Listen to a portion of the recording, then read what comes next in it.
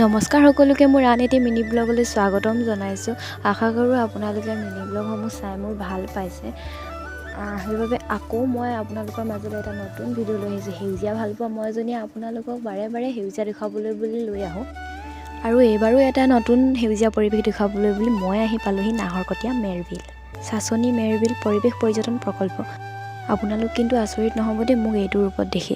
আচলতে এখন বিয়াতহে আহিছিলোঁ আমি, আৰু তাৰ মানুহবোৰৰ মুখতে গম পালোঁ যে ইয়াতে ওচৰতে আছে মেৰবিল, আৰু ইমান ওচৰতে এটা ইমান ধুনীয়া পৰিৱেশ আছে বুলি গম পালে নিশ্চয়তো সকলোৰে আহিবলৈ মন যাব। সেইবাবে আমি সুবিধা মিলোঁতেই এবাৰ পৰিৱেশটো উপভোগ কৰি আহোঁ বুলি আহিলোঁ। আৰু ইয়াতে চাওকচোন সোমাই ইমান ধুনীয়াকৈ সঁচাকৈ গছ-গছনিবোৰ আছে।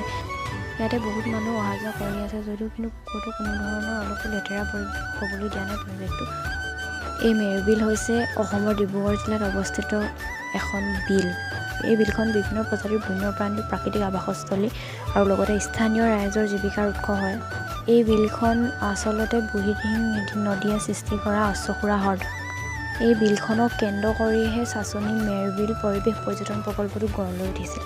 এই বিলখনৰ নাম আচলতে মেৰবিল কিয় হ'ল সেইটো হৈছে বাৰেঘৰ সত্ৰক চাৰিওফালে আৱৰি থকাৰ বাবে এই বিলখনৰ নাম হৈছে মেৰবিল। পুনৰ নতুন এটি ভিডিঅ'ৰ জৰিয়তে লগ পোৱাৰ প্ৰতিশ্ৰুতিৰে মই আপোনালোকৰ মাজৰ পৰা বিদায় লৈছোঁ। সুখত থাকক, হাঁহি থাকক, সুস্থ থাকক।